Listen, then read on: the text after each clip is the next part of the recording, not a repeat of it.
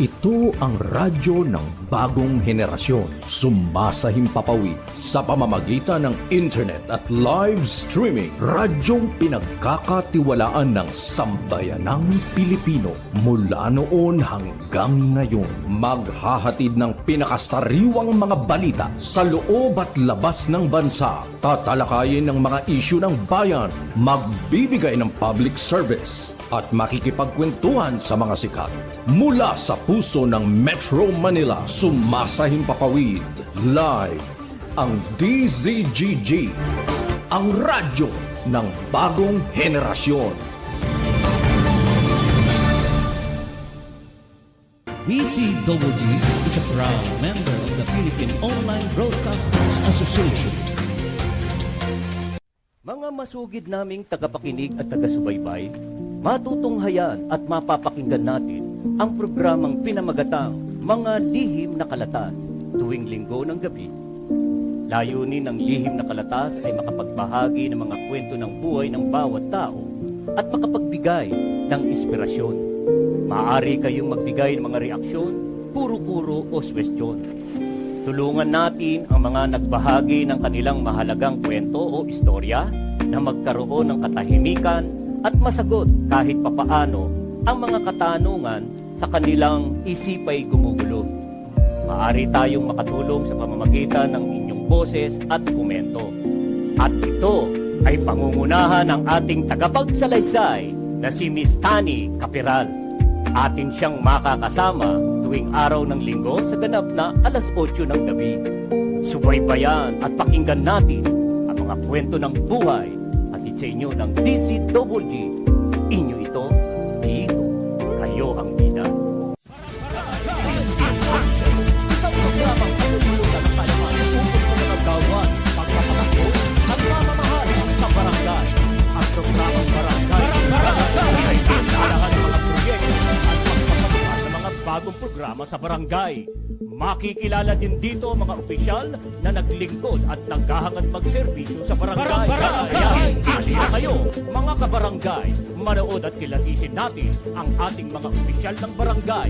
Samahan sina Rolly Bonion at Boyet Guillermo sa kanilang 1 oras na programa mula 11:00 ng umaga hanggang 12:00 ng tanghali, tuwing Lunes hanggang Biyernes. Barangay in Action! Narito na ang mga pinagpipintagang host ng programa. Balitang Pilipinas Worldwide! Programang siksik na balita, komentaryo at serbisyo publiko. Ang mga balita ay tatalakay ni Boyet Guillermo, magbibigay ng puro-puro at paglilinaw sa likod ng mga balita na nagmumula sa sikat na tao. Sa bahagi ng Balitang Pilipinas Worldwide, hindi mawawala ang serbisyo publiko para sa mga kababayan na nangangailangan ng tulong. Balitang Pilipinas Worldwide. Narito ang kapagating balita si Boyet Guillermo.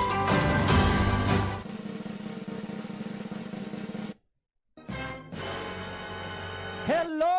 Hi! Magandang hapon, Luzon, Visayas at Mindanao! At sa iba't ibang dako ng mundo na naabot po ng Balitang Pilipinas Worldwide, narito na naman po ang isang edisyon ng Balitang Pilipinas Worldwide.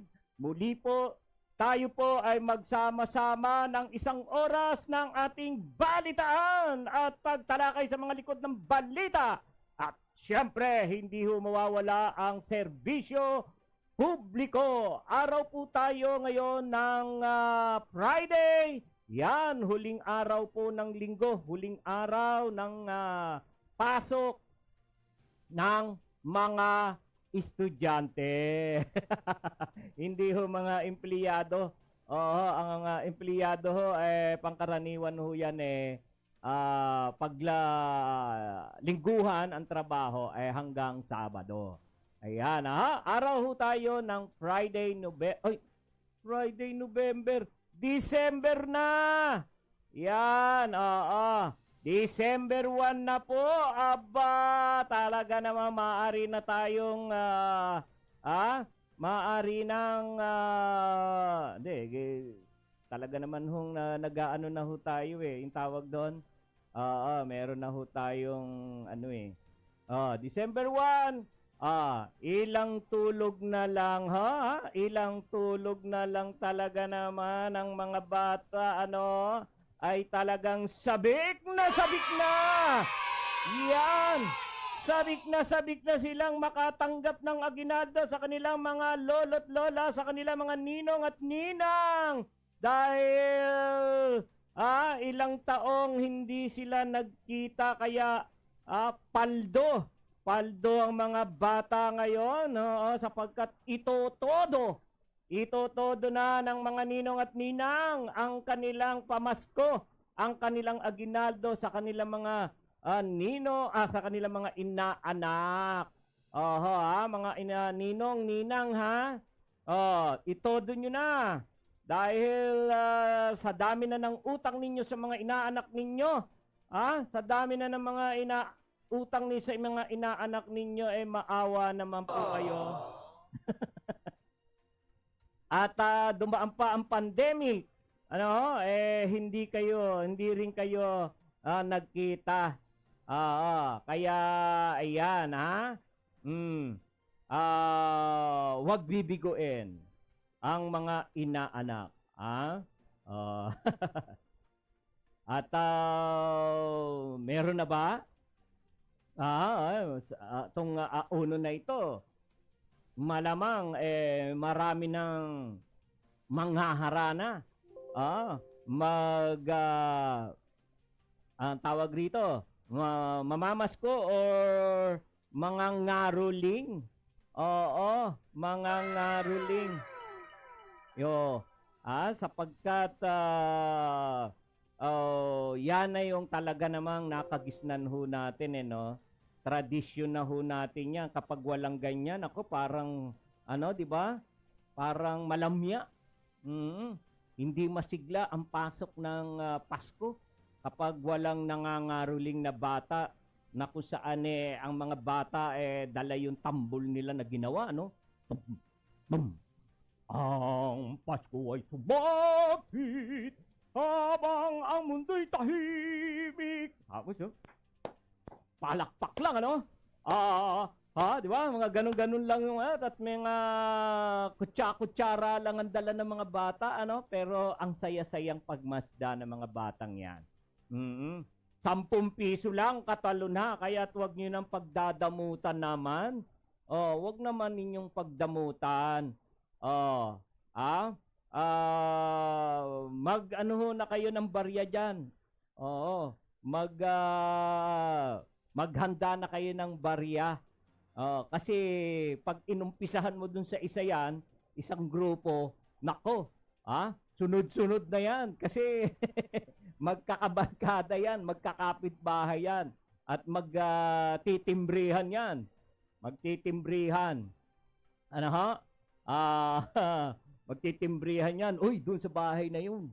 Sa bahay na yun, binigyan kami. Kaya, nako, asahan mo na. Asahan mo na sunod-sunod na yang pupunta sa bahay mo. Pero, huwag ka mag-aalala. Sapagkat ang Pasko ay minsan lang naman yan. Isang beses lang yan. Huwag ka nang magdadamot. Huwag ka nang magkukuripot. Masaya na mga bata, barya-barya. Masaya na yan. Kaya kung ayaw mo ng pera, di maghanda ka ng chocolate dyan. Yung choconut. Bigyan mo ng tigli 5 piraso yan. Kung 3 sila o tigli 5 piraso, naku, ang saya na ng mga batang yan. Pag hindi mo binigyan niya, kakalampagin ang gate mo. Gusto mo ba yon? Gusto mo ba yung kalampagin yung gate mo? Ang aso mo, pag may narinig na kaluskos, nagtatatahol. Biruin mo. Aabalahin ka niya. Ganun nung araw, ganyan kami. Pag alam namin yung hindi nagbibigay, tinagalabog namin yung gate. Iniinis namin yung aso. Sabay takbo! Takbo na! Takbo! Baka naabutan kami ng may-ari. Oo, may kalokohan talaga ng bata, no? Kaya wag tayong wag tayong kuripot doon sa mga bata. Barya lang, masaya na yan. Ano ho, ayan. Kaya, nako, pagbigyan na natin yung mga bata. Yaan ay para sa kanila talaga. Ano ho? At bilang pasasalamat na rin po natin. Bilang pasasalamat na rin po natin sa ating Panginoong Hesukristo, yung Pasko ho, ang tawag ho dyan Pasko ng pagkasilang ng ating Panginoong Hesukristo. Kaya't sanggol siya ng mga panahon na yon, no? Kaya't yaan ay para sa bata. Pagpapasalamat, ang Pasko ay pag-ibig, pagbibigayan, at kapatawaran, pagpapatawad. Kaya tayo, ganun ang ginagawa natin, no? Pag Pasko, ang pamilya ay nagre-regaluhan, no? Nagbibigay ng aginaldo bawat isa kasi bigayan. So sana wag lang sa pamilya natin. Mas mainam din po na yung ibang tao, yung ibang tao na ating nabibigyan sa kahit yaan ay maliit na bagay, ay katanggap-tanggap din naman po yan sa ating Panginoon. Ang mahalaga doon, naipadama mo, naisabuhay mo ang pagbibigayan. At pag ikaw ay nagbibigay, the more you give daw, the more you receive. Ha? Oo. Yan. Oo. Kaya huwag kang mag-aalala. Huwag kang magkukuripot. Oo. Kung gaano yung binigay mo, kung kung ano yung binigay mo, yun din ang tatanggapin mo. Di ba? Konti lang binigay, konti lang din ang matatanggap. Kasi sabi nga sabi nga sa kasabihan, the more you give, the more you receive. Alright? Okay. Yan. Kaya Pasko na namang muli. Napakasaya talaga. Napakasarap talaga pag nasasapit ang mga ganitong panahon. At diyan na nagkikita-kita rin ang pamilya. Nagkakasama-sama. Nagkakasama, parang reunion. Kaya madarama mo talaga yung pagmamahalan. Ang ating Panginoon, ang ating Diyos Ama ay minahal tayo. At sinasabi nga sa nasusulat sa banal na kasulatan, John 3:16, yun lang ho ang kabisado ko. Ganun na lamang ang pag-ibig ng Diyos sa tao, kaya't ibinigay niya ang kaisa-isa niyang bugtong na anak. Ang kaisa-isa niyang anak. Sino yon? Ang ating Panginoong Hesukristo. Pinagkaloob niya sa atin ang kanyang kaisa-isang anak. Paano niya pinagkaloob? Alam ba natin? Pinagkaloob niya yon. Namuhay bilang tao rin. Namuhay bilang tao para tubusin tayo. Tubusin ang ating mga kasalanan. Kung kaya nga ho siya ay namuhay dito sa lupa, at sinunod ang kautusan ng ating Panginoon at ipinangaral sa tao. Ipinangaral niya yon. Habang pinangangaral niya yon, pinagdududahan siya na ayaw siyang paniwalaan na siya ay sugo. Siya ang anak ng Diyos na ipinagkaloob at ipinagkaloob sa tao. Ano ho? Oh, siya ay pinagdudahan pa sa kabila nun. At inalipusta, inalipusta at ipinako sa krus. Kaya nga nung siya ay pinako sa krus, sinabi niya, no? Sinabi niya, Ama, nagampanan na raw niya, no? Tapos na ang pinagagawa ng kanyang ama. Oh, 'di ba? Nabanggit niya 'yun. Oo. Oh. Kumbaga, na-accomplish na niya. Oo. Tawag doon. Miguelito. Si Miguelito Mendez. Si ano siguro ito? Si Jerry. Miguelito. Si Michael. Michael, ayan first time si Michael na nanood. Oo, Michael, salamat Share sa programa ni Kuya. Ni Kuya Boyet. Ayan, oo. Si Michael Mendez. Talaga namang pamilya nito. Oo, kilalang kilala natin. At nasubaybayan natin ang mga paglaki at pagbibinata nitong itong pamilya ni Michael itong mga kapatid nito si Michael. Magkakapatid yan, si Jerry, si Tokrat. Ano ba pangalan, Michael, ni Tokrat na tunay na pangalan? Tapos si Marvick. Yan, 4 lang sila. 4 lang magkapatid yan. Yan, ang kanilang ina, si Wilhelmina Mendez. Yan.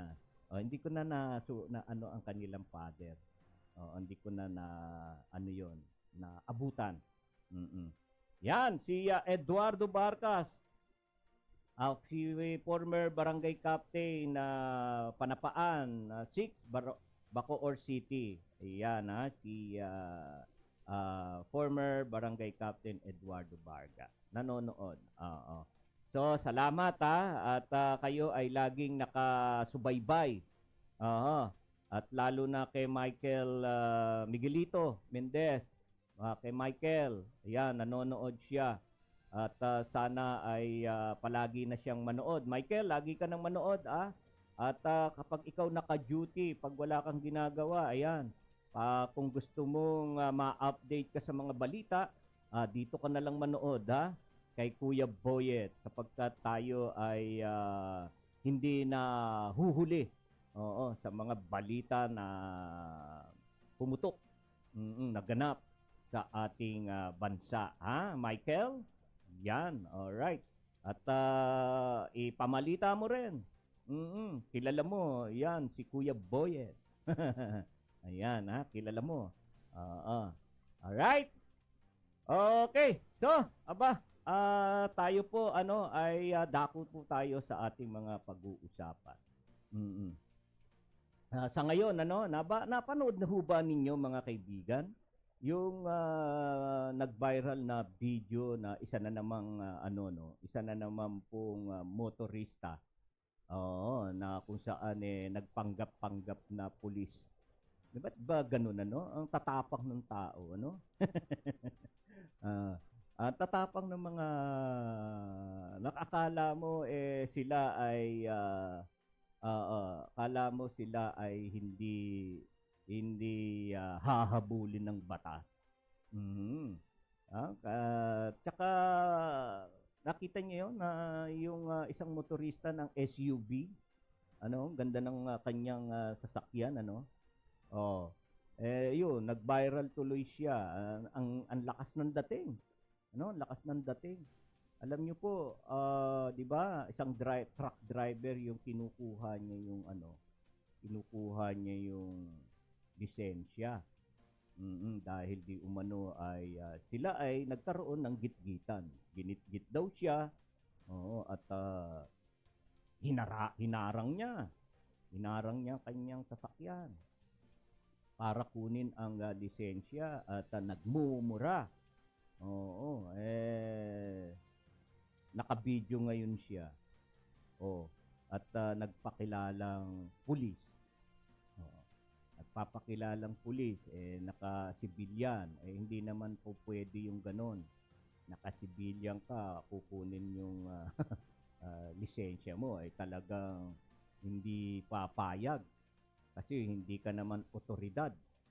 Oo. Kung naka-uniform ka, yan, maaari daw na pwedeng kunin sa iyo yung lisensya mo. Depende pa rin ho yun. Kung hindi ka rin naman ho, hindi mo jurisdiction yung trabaho na yun. Kung ikaw ay nasa criminal investigation ka, traffic violation ang pangyayari, no? Hindi mo jurisdiction na mangkumpis ka ng lisensya. Ha? Kaya kaingat-ingat ho tayo. Oo, ngayon ay yung driver na ho na yon, napanood ho ng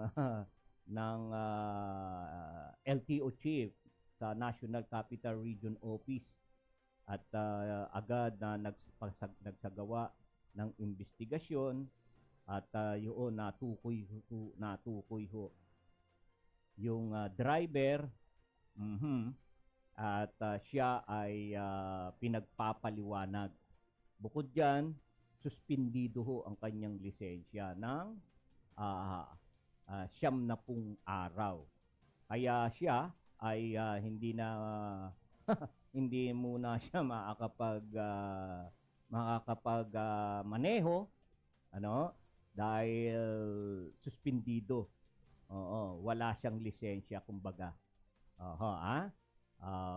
Kinakailangan muna niyang linisin at magpaliwanag sa LTO kung bakit ano ang nangyari doon. Ayan.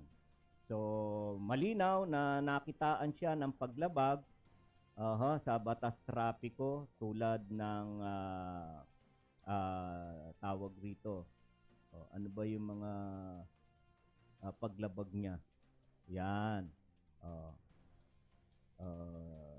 Traffic violation.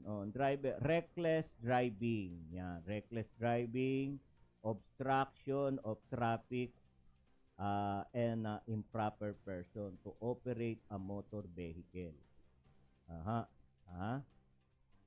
Yan ang kanyang kinakaharap na kaso. Kaya siya ay sinuspinde ng LTO, sinuspinde ang kanyang lisensya. Alam niyo po, sana tayo ay maging mahinahon talaga. Alam niyo ho, kasi talaga hong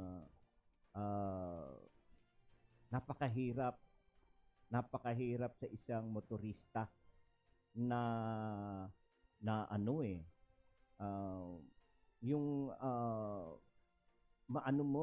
makontrol, makontrol ang sarili kapag manubela ang hawak. Bakit ganun, Kaya dapat ho talaga, bago natin hawakan ang manubela, para bang merong merong force or kapangyarihan na kapag ikaw hawak mo na yung manubela ng sasakyan mo, iba nang para bang biglang may power na pumasok sa katawan mo na, di ba, yung yabang, parang ganun Kaya dapat ho, alam nyo, ako ginagawa ko po bago ho ko pa andarin ng sasakyan, talaga namang ako ho ay nagdarasal na sapagkat parang ganun ang pakiramdam.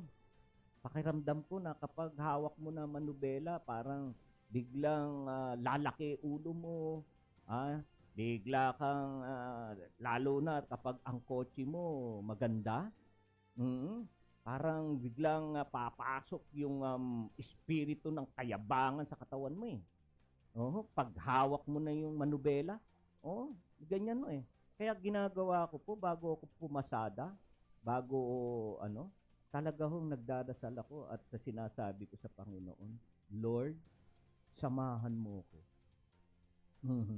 Samahan mo ko. Sama ka. Ganyan ho ako. Kasi hindi ho natin alam. Habang pumapasada ho tayo sa lansangan, hindi ho natin alam ang posibleng mangyari. Katulad nga po ng ganyan. Wag ho agad tayo or kahit sa nasasabi natin tayo na yung nag-iingat at may mga driver to ho talagang balasubas din ho talaga eh. Nung minsan na-experience ho namin eh. Talagang kung na-videohan ko rin, siguro magba-viral din po siya. Oo. Hindi ko lang ho naisip. Bibiruin mo, kami ho, kinakat niya. Talagang gusto niyang anuhin. Kinakat kami, tinatakot na ginag-anuhan ka, sinasagi ka. Buti ho, naging nakontrol lang ho namin yung sarili ho namin. Nakontrol lang po namin at nagabayan din po kami ng Panginoon doon dahil nakontrol namin yung sarili namin. Hindi na ho kami gumanti. Paano ho yun? Di ho ba? Kung tayo ho pare-parehas may dalang sandata, ayun na. Di ho ba? Putok na. Naku, nakakatakot ho talaga, nakakatakot ho talaga na ganyan ang pagharian ka ng galit, pagharian ka ng paghihigante sa kapwa mo. Ang hirap po niyan. Diyan ho tayo mapapahamak. Alright, kung ikaw ang nakadisgrasya, problema. Kung ikaw pa rin ang madisgrasya, problema pa rin. Kaya para 'di ba? Para yung dalawa na yan ay hindi mangyari. Talaga naman ang kailangan ho natin ang gabay, ang paggabay ng ating Panginoong Diyos. Ang kanyang kapangyarihan na tayo ay kanyang lukuban. Lukuban ng ating buong katawan, ng ating pag-iisip, para hindi tayo makagawa ng mali na pagsisisihan ho natin. Kaya yan ho ang aking maipapayo sa mga motorista na mga nagmamaneho, maging po tayo. Lagi po nating tawagin ang ating Panginoong Diyos sa ating pagmamaneho na tayo ay iligtas. Iiwas, ilayo, sa anumang problema sa lansangan. Anumang aberya sa lansangan, maging ang ating mga sasakyan. Yaan ho ay lagi ho nating gawin kapag tayo ay hahawak ng manubela ng ating sasakyan. Lalo na, di ba? Maganda ang sasakyan mo. At ikaw ay masyadong mapagmahal sa sasakyan, konting lang sa iyo eh. Konting galos ng sasakyan mo, talagang, di ba? Gusto mo na agad na hindi mo na halos mapatawad ang iyong kapwa na nagasgas ang kotse. Ang hirap ang hirap po talaga. Kung tayo ay nagpapasailalim sa ganda at bago ang ating sasakyan, naku, diyan talaga hindi natin kayang magpatawad sa kapwa nating motorista na ang sasakyan natin ay nagalusan. Mahirap. Kaya ang Diyos lamang po talaga eh. Pero ang Diyos kapag talagang ikaw ay kanyang pinatnubayan, pinagharian, magagawa mo yun? Magugulat ka. maliit na bagay lang naman eh. Oo, na na tanggal yung pintura. Ano? Natanggal lang ng pintura. Mhm. Ah, marunong ka na bigla mong magagawa na ipaubaya, magpaubaya. Bigla mong magagawa na okay lang 'yan. Oo. Um, papapaanuhin pa ba natin? Pahahabain pa ba natin ang usapan, pahahabain? Konting usapan lang, pampabili lang ng konting pangpuspos diyan. Magbayaran na lang tayo para hindi masyado tayong naabala. Pag-usapan ng maayos. At wag pairalin ang init ng ulo. Kailangan ho natin talaga yung yung tayo ay maging mapakumbaba para hindi nagsasagutan, hindi nagpapalakasan ng boses, no? At mauuwi sa pikunan, mauuwi sa init ng ulo ng bawat isa, doon na magsisimula yung away. Paano kung parehas kayo, may kargada kayo, mainit kayo sa inyong mga kargada, ayun na, nang dahil lamang sa kakapiraso, sa kakapirasong guhit, gasgas ng kotse, nauwi sa pagpatay. Ganun na lang ba tayo? Ganun na lang ba ang laging desisyon natin na sapakan na agad tayo, makikipagsuntukan na agad sa karsada nang dahil sa ganun? Napakahirap po, Napakahirap. Kaya dapat ho talaga para ho makontrol. Makontrol ng Diyos ang sitwasyon at kayong dalawa ay patnubayan, kayong dalawang nagtatalo dahil nagkasagian ng konti, talagang kinakailangan natin ang patnubay ng ating Panginoon na kayong dalawa ay hindi makagawa ng mali sa bawat isa sa inyo. Kaya tayo wag ho nating kakalimutan. Wag ho nating kakalimutan para ligtas ho lagi. Ligtas lagi ang ating biyahe, saan man tayo pupunta. Lagi tayong tagumpay sa biyahe natin dahil andyan ang Diyos. Tumawag ka sa Kanya, humingi ka ng patnubay. Kaya tayo ay wag magpapabaya. Huwag tayo magpapabaya. Huwag tayong makakalimot na bago umalis bago paandarin ang ating sasakyan ay humingi tayo ng patnubay sa ating Panginoon. So yan, katulad ho niyan, di ho ba? Suspendido at siya ay pinagpapaliwanag sa LTO office. At kakaharapin ho niya yung mga kaso sa isinampa ho sa kanya. At speaking of motorista, eto naman may isa ring driver naman. Tricycle driver naman. Ayan. Talagang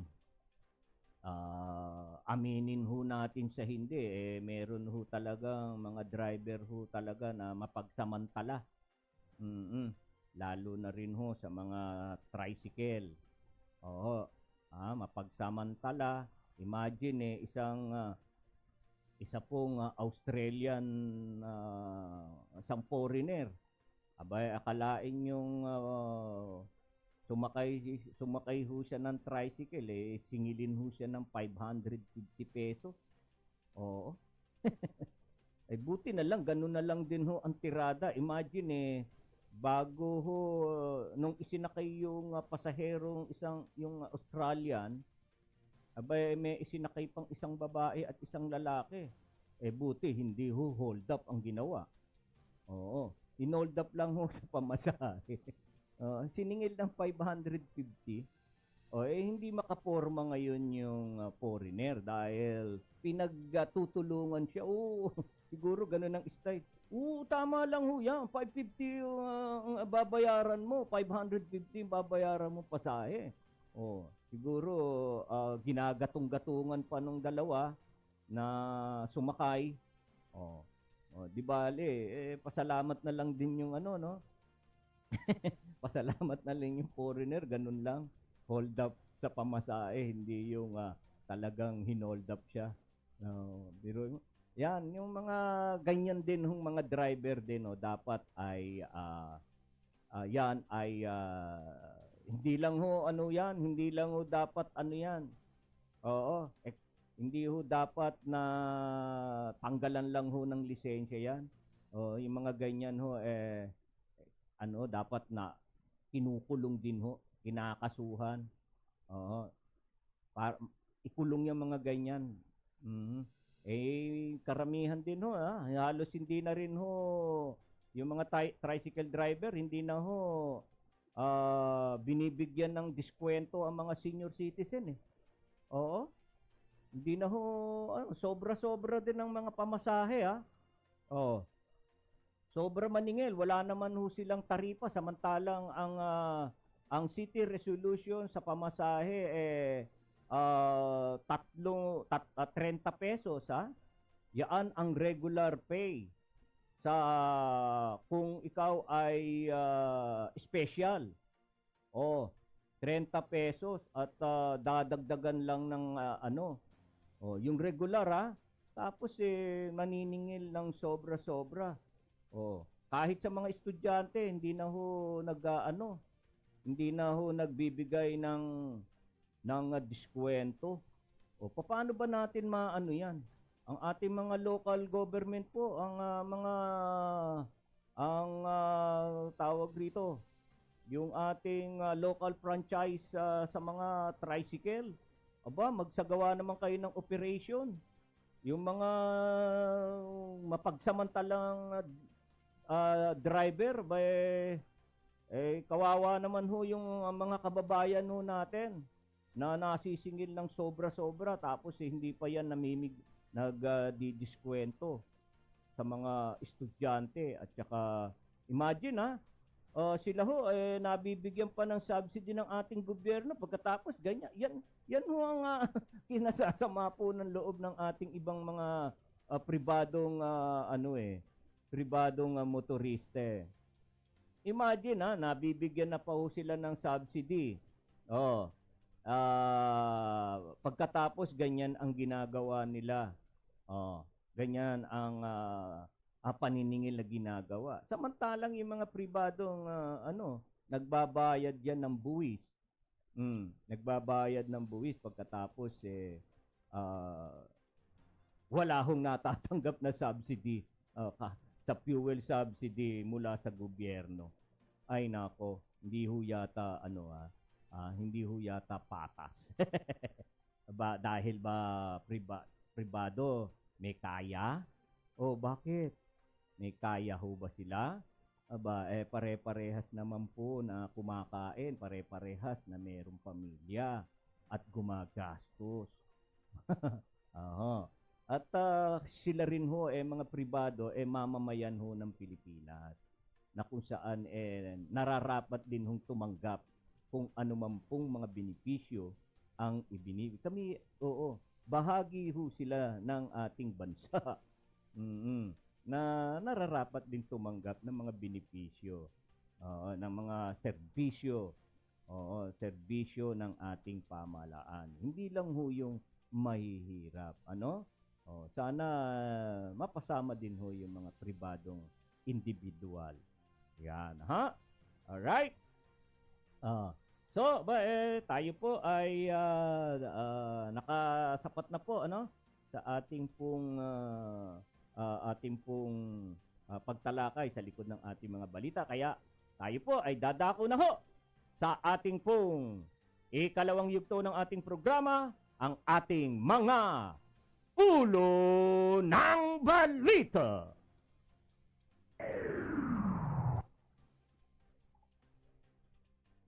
Malacanang naglabas ng IRR para sa papakaikli ng proseso sa pagkuha ng permit sa telco at internet infrastructure construction. DZGG. Pilipinas tumanggap ng 18 milyong pisong tulong mula sa European Union para sa mga naapektuhan ng pagbaha sa Visayas.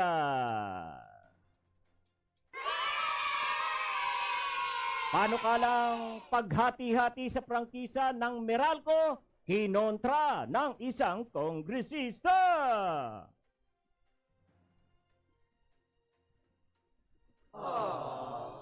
Muling pagbuhay sa pistok ng gobyerno at NDF, inaasahang magdudulot ng pag-unlad sa bansa. Department of Foreign Affairs sinuspinde ang electronic visa operation sa China. Sorry, bro. DOH nakabantay sa pagkalat ng nakakahawang pneumonia sa Pilipinas. Border control, hindi pa inirekomenda ng DOH sa gitna ng pagtaas ng kaso ng flu sa China. Dole, handang imbestigahan ang nag-viral na video ng isang service crew na nagbabahay-bahay para makabenta. 323 milyong pisong halaga ng smuggled cigarette. Sinira ng Bureau of Customs ng Zamboanga. Walong kababaihan na iligtas, 2 na aresto sa anti-trafficking operation sa Las Piñas. PNP blanco sa kalagayan ng mag-inang Chinese national na dinukot sa Muntinlupa City. Israel naharang ang raket mula sa Lebanon. Inilabas na ng Malacanang ang Joint Memorandum Circular Number 2023-01 sa mga kinakaukulang kagawaran, tanggapan at ahensya na may kaugnayan sa na-i-release ng implementing rules and regulation para sa pagpapatupad ng Executive Order Number 32. Ito ay ang streamlining the permitting process for the construction of telecommunication and internet infrastructure. Ang IRR na inilagay ay binuo ng technical working group mula sa iba't ibang ahensya ng gobyerno, partikular mula sa DICT, Anti-Red Tape Authority, National Telecommunication Commission, DPWH at DILG. Ilan sa nakasaad sa IIR ay ang requirement para sa pagtatayo ng poste at konstruksyon ng underground fiber duct, cable layout at iba pang physical infrastructure, gayon din ang operasyon, repair at maintenance ng telecommunication tower, infrastructure, kabilang ang distribution utility facilities. July 4 nang inilabas ng Malacanang ang EO32 na magpapaikli sa proseso ng pag-i-issue ng permit, licenses at certificate para sa konstruksyon ng telecommunication and internet infrastructure. DZGG. Nagkaloob ang European Union ng nasa 18 milyong piso na halaga ng tulong sa mga Pilipinong naapektuhan ng malawakang pagbaha at pag-ulan sa Visayas nito lamang mga nakaraang linggo.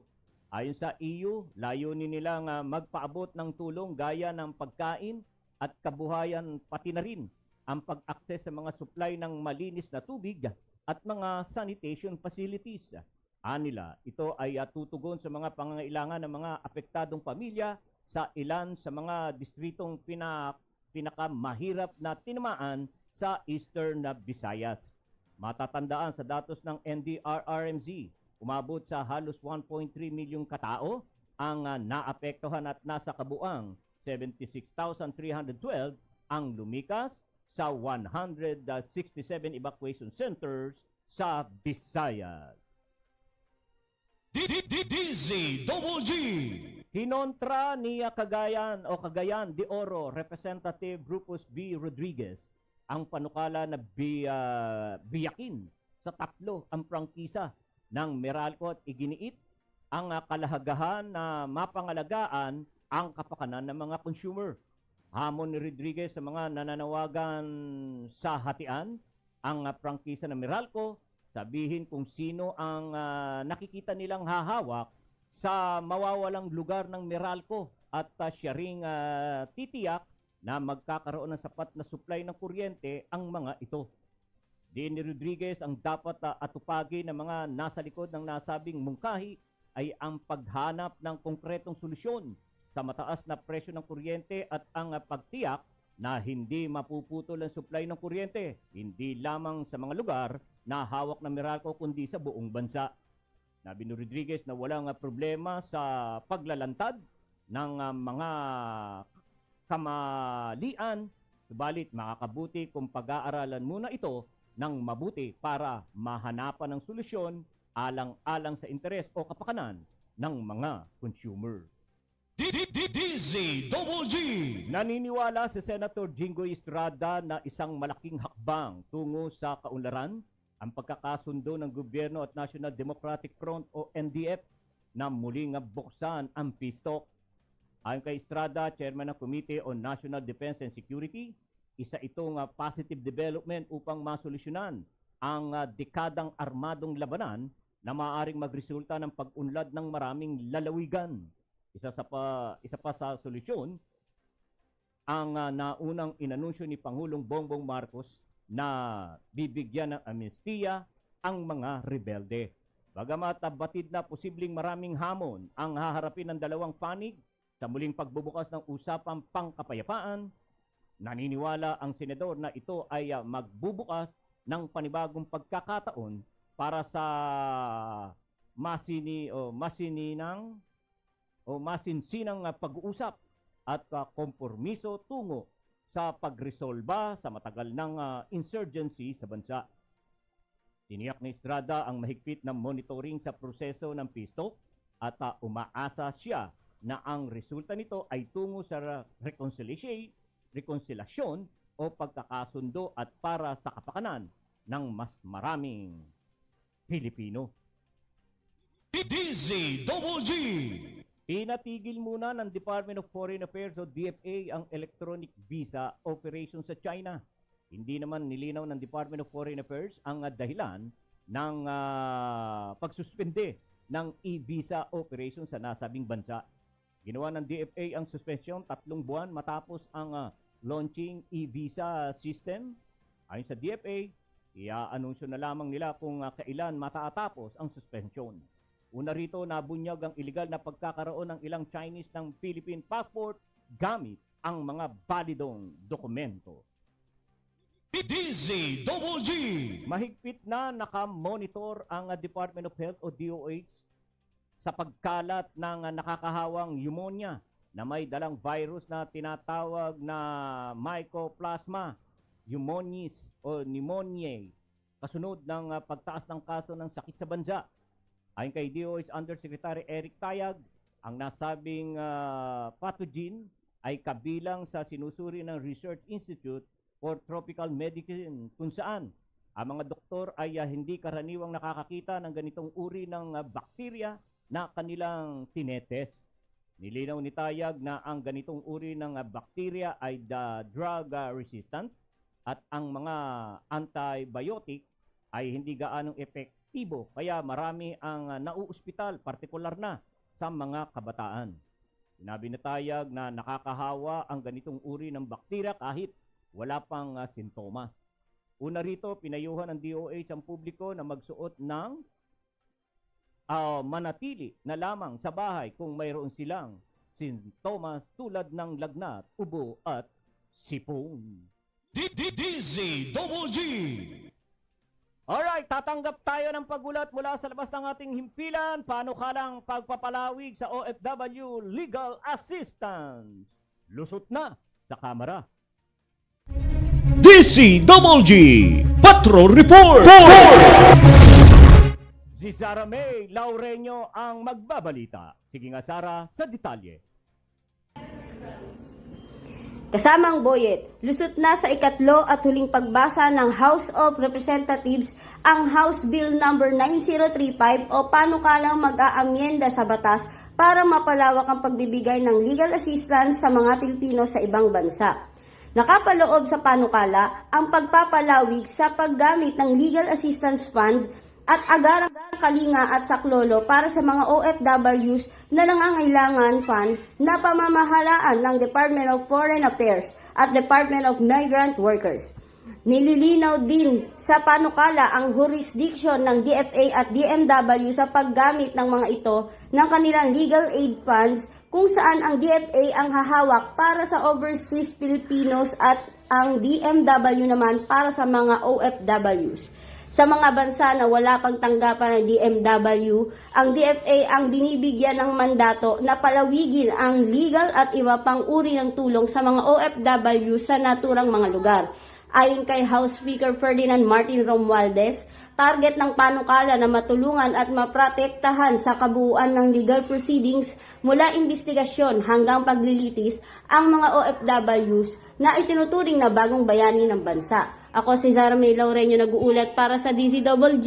Inyo ito, dito kayo ang bida. Alright, maraming salamat Sara May Laureño sa buena manong pagbabalita.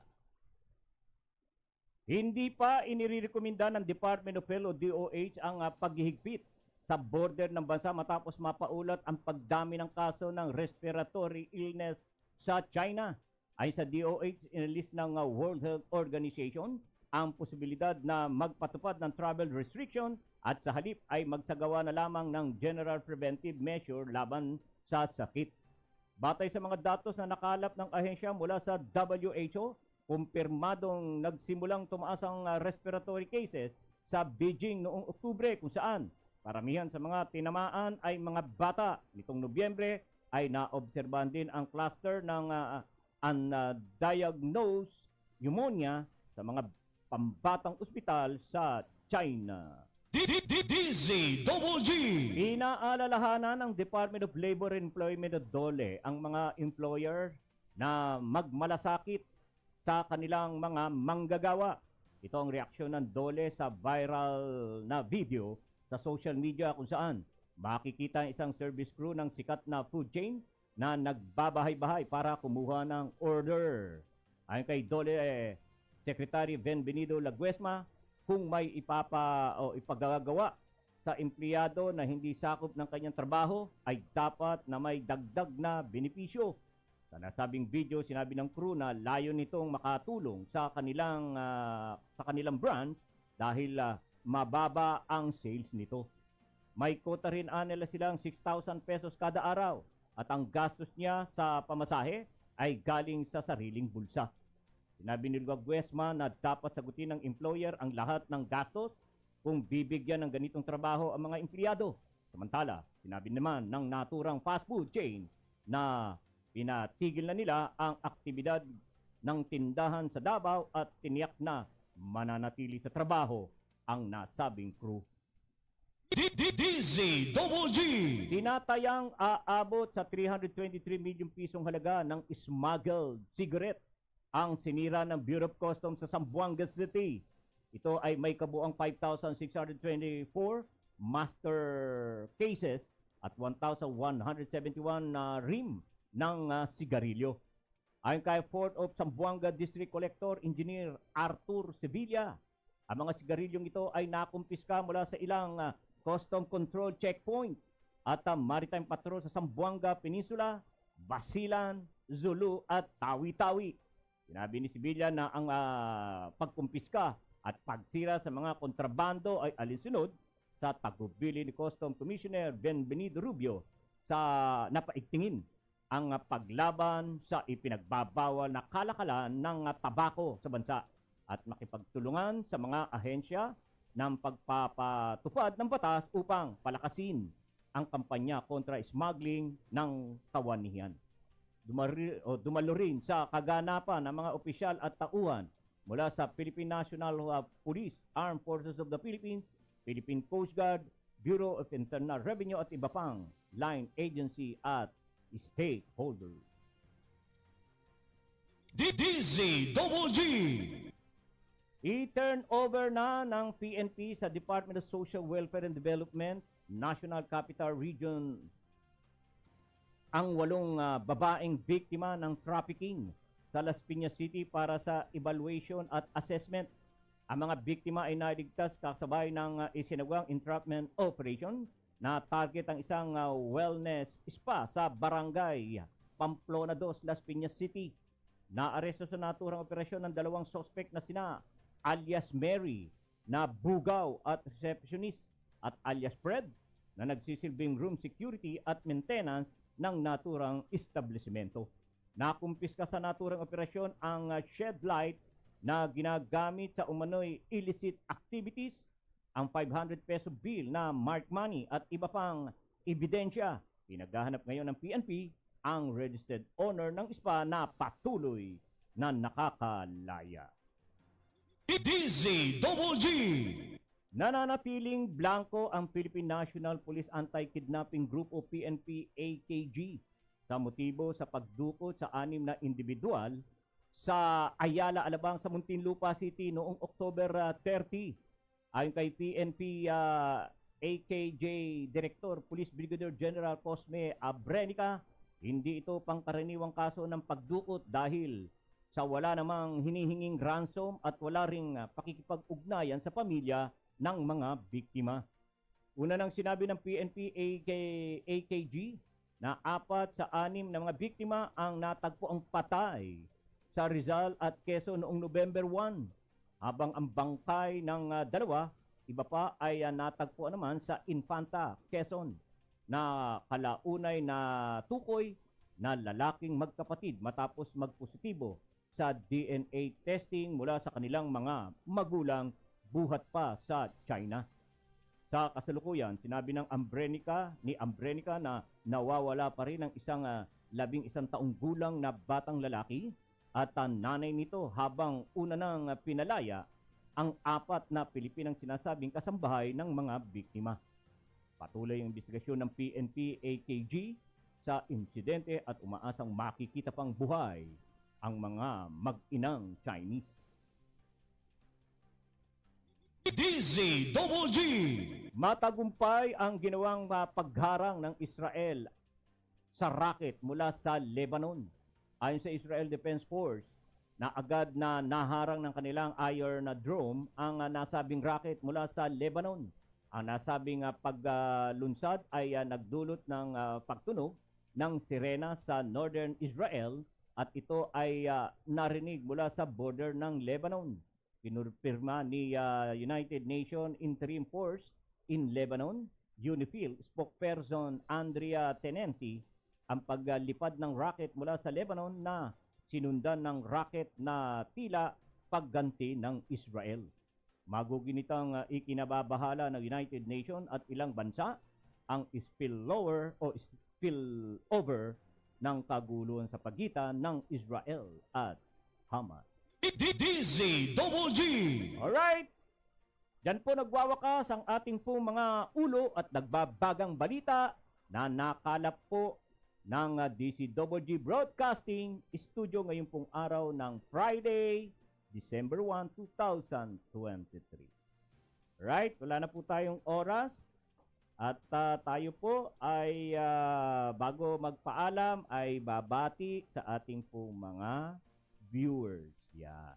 Si Paring Crispin Lambayan, ayan pare, maraming salamat sa iyong panonood, sa iyong walang sawang panonood at pagsuporta sa DZGG. Yan, Eduardo Vargas, Miguelito Mendez, ang aking mga apo, yun, si Darian Laurel, at Danger Guillermo, si Noni, Alright, okay. So, wala na po tayong oras. Ako po ay magpapaalam na, pero bago ang lahat, yan, maraming salamat po sa inyong lahat. At syempre sa ating Panginoon, ako po ay nagpapasalamat sa kanya pong kabutihan at patuloy na patnubay sa DCW Broadcasting Studio. Lord, salamat po. Higit sa lahat, Panginoon, sa inyo pong tiwala na ipinagkalob sa akin para makapaglingkod sa sambayan ng Pilipino sa pamamagitan po ng paghahatid ng mga balita, impormasyon at serbisyo. Lord, maraming salamat po. Sa ngalan po ng aming news director, June Hariol, sa technical side, G. Laureño at John Paul Destura. Ako naman po si Boyd Guillermo, pansamantalang nagpapaalam at nag-aanyaya sa Lunes na po muli. Tayo magkita-kita at magkapanooran sa ganitong oras pa rin po, alas 5 hanggang alas 6. Happy weekend po sa inyong lahat. At magandang gabi. 24 days na lang, Pasko na! Yan. Alright.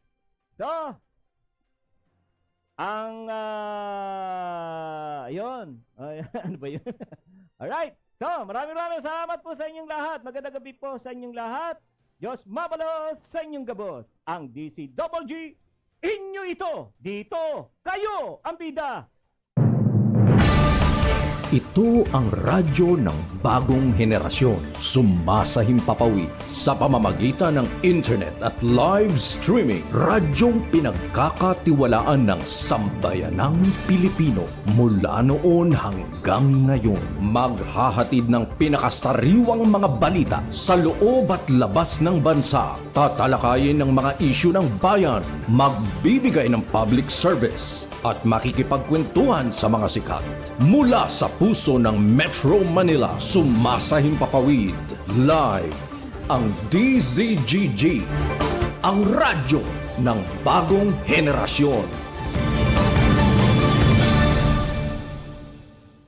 DCWG is a proud member of the Philippine Online Broadcasters Association.